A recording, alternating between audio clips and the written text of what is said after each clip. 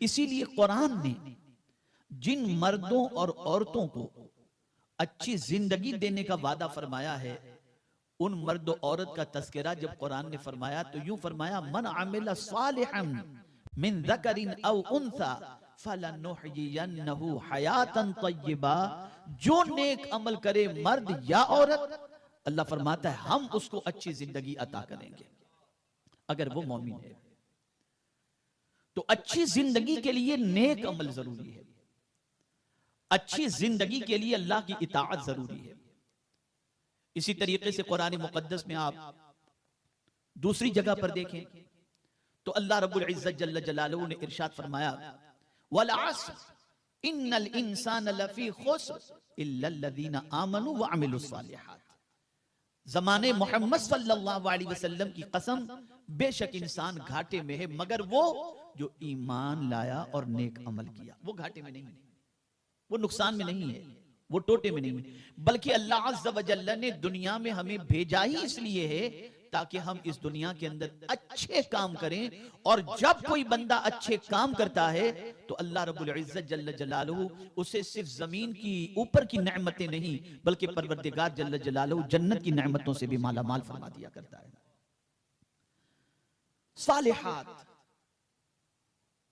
अब यहां अंदाजे कुरान को थोड़ा सा महसूस करें कि नेकी करने वालियां औरतें भी आज के दौर में बहुत ज्यादा मिलेंगी। नमाज भी पढ़ती नजर आएंगी, तहज्जुद भी पढ़ती नजर आएंगी, तिलावत भी करती नजर आएंगी, तस्बीह और तहलील करती भी नजर आएंगी, मिलाद शरीफ की महफिल में शिरकत करने वाली भी नजर आएंगी, खत्म शरीफ में शरीक होने वाली भी नजर आएंगी। लेकिन इन नेकियों के साथ साथ अगर उनकी जिंदगी को आप देखें तो इल्ला माशाअल्लाह कुछ खवातीन ऐसी भी होती हैं कि नेकियों की महफिल में शरीक भी होती हैं, नेकियां भी करती हैं, लेकिन साथ ही साथ अपने दामन को गुनाहों से नहीं बचा पाती और अपने शौहर की भी नाफरमानी करती हैं और अल्लाह रब्बुल इज्जत जल्ल जलालुहु की नाफरमानियां भी करती नजर आती हैं। तो कुरान ने सालिहात के बाद कानितात फरमाया और कानितात फरमाकर अल्लाह रब्बुल इज्जत जल्ल जलालुहु ने वाज़ेह फरमा दिया कि मुतलक कानितात फरमाया। इससे मुराद यह है कि वो अल्लाह की फरमाबरदार भी, अल्लाह के रसूल सल्लल्लाहु अलैहि वसल्लम की फरमाबरदार भी और साथ ही साथ अपने शौहर की फरमाबरदार भी। इसलिए कि अगर कोई औरत अल्लाह की फरमाबरदारी करे, अल्लाह के रसूल सल्लल्लाहु अलैहि वसल्लम की फरमाबरदारी करे और अपने शौहर की इताअत करे तो मेरे आका सल्लल्लाहु अलैहि वसल्लम इरशाद फरमाते हैं कयामत के दिन उस औरत से कहा जाएगा जन्नत के जिस दरवाजे से चाह तू दाखिल हो जा। ये उस औरत का मकाम होगा। अब इसके बाद कुरान ने मजीद खोला इसको, शौहर की इताअत। और ये मेरा आज का खास समझाने का मौजू है। मेरी वो बहनें जो मगरिबी तहजीब का असर कबूल कर चुकी हैं और वेस्टर्न कल्चर को एडॉप्ट करके उसके अंदर अपनी जिंदगी को गुजारी, वो खास तौर पर समाअत फरमाएं। बल्कि आम जनरल हर औरत को इस पर तवज्जो देनी चाहिए। अब कुरान ने मजीद खोला, हाफिजात लिल गैब बिमा हफिज़ल्लाह। गयाब में पीठ पीछे वो हिफाजत करने वाली है, जिन चीजों की हिफाजत का अल्लाह अज़्ज़ व जल्ल ने हुक्म अता फरमाया। मुफस्सिरीन किराम इसके हवाले से फरमाते हैं हाफिज़ातुल लिल गैब बिमा हफिज़ल्लाह, यानी अपने शौहर की इज्जत की हिफाजत और शौहर के माल की हिफाजत करने वाली हैं। जब शौहर न हो, गैर हाजिर हो, उसके गयाब के अंदर उसके पीठ पीछे न इज्जत में खयानत करें और न उसके माल में खयानत करें। कुरान ने ऐसी औरतों को सालिहात के जुमरे में शामिल फरमाया है। आज की सिचुएशन ऐसी है कि शौहर अगर गैर हाजिर हैं या हाजिर हैं तब भी आज की बहुत सारी खवातीन का मामला यह है कि अल-अयाज़ु बिल्लाह वो शौहर की मौजूदगी या अदम मौजूदगी के बावजूद वो अपना रिश्ता गैर से राब्ता कायम करके बैठी होती हैं। और बसा औकात तो ऐसा होता है कि नवासे वालियां और कई बच्चों वालियां औरतें शौहर के होने के बावजूद किसी और से शनासाई पैदा करके ताल्लुक कायम करके भागती हुई दिखाई देती हैं। और फिर देखें तो मुसल्ला भी बिछाई हुई हैं, रोजे भी रख रही हैं, तिलावत भी कर रही हैं। तो कुरान की रोशनी में ऐसी औरतें जो शौहर की गैर हाजिरी के अंदर शौहर के पीठ पीछे शौहर की इज्जत की हिफाजत नहीं करती, शौहर के माल की हिफाजत नहीं करती, और फिर वो चाहे कुछ भी करती हो, अल्लाह के नजदीक वो नेक औरत नहीं है। बल्कि नेक औरत तो वो है जो शौहर के पीठ पीछे उन लोगों को घर में भी ना आने दे जिनका आना शौहर को नापसंद हो, उन लोगों से कोई ताल्लुक कायम न करे जिनसे ताल्लुक कायम करने का हुक्म अल्लाह ने दिया है। बल्कि रसूल आजम सल्लल्लाहु तआला अलैहि वसल्लम की कनीजों, ये बात जहन के अंदर रखो कि ताजदारे कायनात सल्लल्लाहु तआला अलैहि वसल्लम ने गैर मर्दों को आवाज सुनाने के हवाले से भी मना फरमाया है कि औरत की आवाज भी औरत हुआ करती है। लेकिन आज हम देखते हैं कि अल-इयाज़ु बिल्लाह शौहर के दोस्तों से राब्ता होता है, शौहर के रिश्तेदारों के अंदर गैर महरमों के साथ रवाबित कायम होते हैं। याद रखें, ये वो सारी चीजें हैं जो फितनों को जन्म देती हैं और जिंदगी और आखिरत को बर्बाद करने वाली हैं। एक औरत की रिस्पॉन्सिबिलिटी है कि जब उसने महर अदा कर दिया तो महर की अदायगी के बाद अब उसकी इज्जत सिर्फ उसका मालिक शौहर ही है। उसे शौहर की गयाब के अंदर, शौहर की गैर हाजिरी के अंदर अपनी इज्जत को दाव पे नहीं लगाना, अपनी इज्जत को बर्बाद नहीं करना, बल्कि इज्जत की हिफाजत करनी है, शौहर के माल की हिफाजत करनी है। मेरे प्यारे आका सल्लल्लाहु तआला अलैहि वसल्लम के प्यारे दीवानों, आज हालात बड़ी तेजी से खराब हो रहे हैं, माहौल बड़ी तेजी से खराब हो रहा है और रवाबित बढ़ते जा रहे हैं व्हाट्सएप के जरिए, इंस्टाग्राम के जरिए और इसी तरीके से बहुत सारी चीजों के जरिए। अल्लाह अकबर, रवाबित बढ़ने की वजह से अब तन्हाई के अंदर मर्द वो अपने दोस्तों की बीवियों के पास पहुंच जाते हैं और उसके बाद जिंदगियां बर्बाद होती नजर आती हैं। एहसास मुर्दा हो चुका, जमीर मुर्दा हो चुका। और बहुत सारे मर्द ऐसे भी हैं जिन्हें यह मालूम होता है कि उनकी बीवी के उसके दोस्तों के साथ रवाबित हैं, उनसे हंसी मजाक का व्यवहार है और ताल्लुकात है, उसके बावजूद वो शौहर खामोशी इख्तियार करता है। वो शौहर अपनी बीवी को कुछ कहता नहीं है, अपनी बीवी के इस मामले को रोकता नहीं है। ऐसे शौहरों के बारे में अल्लाह के रसूल सल्लल्लाहु अलैहि वसल्लम ने फरमाया वो दय्यूस है और दय्यूस को जन्नत के अंदर एंट्री नसीब नहीं हो सकती। जो अपनी औरत, अपनी बच्चियां, अपनी बहनों को गलत रास्ते पर देखने के बावजूद, गैर महरमों के साथ रवाबित रखने के मामले में जानने के बावजूद, अगर उसकी गैरत जिंदा नहीं होती और उसकी सिचुएशन ये है कि वो उसकी तरफ नजरअंदाज कर देता है कि आज का मॉडर्न दौर है, मौलाना सब चलता है, इस किस्म के मिजाज रखने वाले जिम्मेदार को अल्लाह रब्बुल इज्जत जल्ल जलालहू जन्नत में दाखिल नहीं फरमाएगा। एक औरत की रिस्पॉन्सिबिलिटी है, एक औरत की जिम्मेदारी है कि शौहर की गैर हाजिरी के अंदर उसकी माल की हिफाजत करे, उसकी इज्जत की हिफाजत करे। ऐसी औरत जो शौहर की गैर हाजिरी के अंदर शौहर की इज्जत की हिफाजत करती हो, शौहर के माल की हिफाजत करती हो, वो कुरान पर अमल करने वाली औरत है। और ऐसी औरत को दुनिया चाहे कुछ भी कहे, लेकिन मेरे परवरदिगार ने उस औरत को नेक औरत का दर्जा अता फरमा दिया है। और कुरान जिसे नेक फरमा दे हकीकत में वही नेक है, और कुरान जिसे बुरा फरमा दे हकीकत में वही बुरा है। आज बहुत सारी बहुत सारे गंदे मनाजिर की वजह से, यूट्यूब और सोशल मीडिया पर गंदगी के फैलने की वजह से तबाहियां बढ़ती जा रही हैं, बर्बादियां बढ़ती जा रही हैं, माहौल बद से बदतर होता जा रहा है।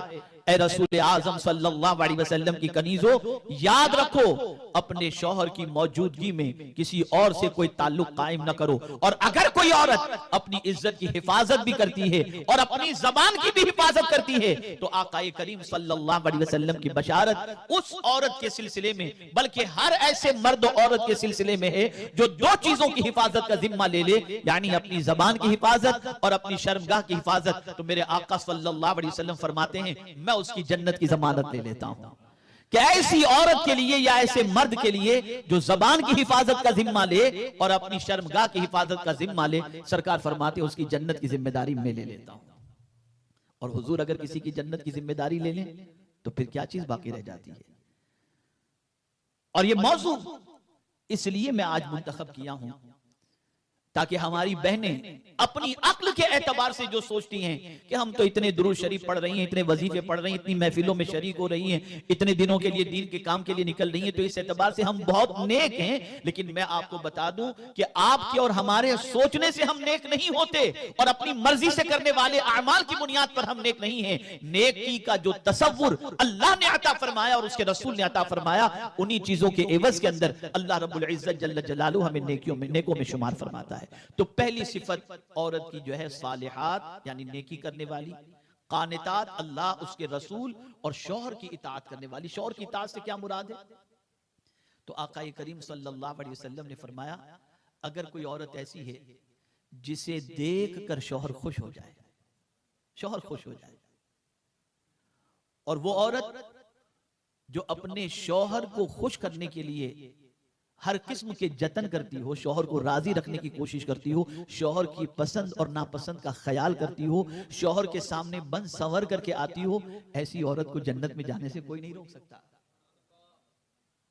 और ये जो मिजाज हमारी औरतों का बन चुका है कि शौहर के लिए नहीं संवरना, सारी कायनात के लिए संवरना है, इस मिजाज को तब्दील करना पड़ेगा, इस मिजाज को बदलना पड़ेगा। बहुत सारी औरतें कहती हैं हमारे शौहर दूसरी जगह तरफ तवज्जो दे देते हैं, लेकिन आप देखें कि आपने अपने अंदर अट्रैक्शन की वो कौन सी चीज रखी है शौहर के लिए जिसकी वजह से शौहर का अट्रैक्शन आपकी तरफ हो। आप तो बिल्कुल ऐसी रहती हैं कि शौहर की तवज्जो बढ़ जाए और दूसरी तरफ चली जाए। जिनके लिए संवरने का और जिनको खुश करने का अल्लाह के रसूल सल्लल्लाहु अलैहि वसल्लम ने हुक्म दिया, आज की औरतें उस तरफ तवज्जो नहीं देती। तो मेरे प्यारे आका सल्लल्लाहु तआला अलैहि वसल्लम के प्यारे दीवानों और खवातीन इस्लाम, रसूल गिरामी वक़ार सल्लल्लाहु तआला अलैहि वसल्लम ने इरशाद फरमाया, अगर कोई औरत अल्लाह की इताअत करे, अल्लाह के रसूल सल्लल्लाहु अलैहि वसल्लम की इताअत करे और शौहर की इताअत करे, इस हाल में मरे कि उसका शौहर उससे राजी था, तो अल्लाह अज़्ज़ व जल उस औरत को फरमाएगा क़यामत के दिन कि जन्नत के जिस दरवाजे से चाह तो दाखिल हो जा।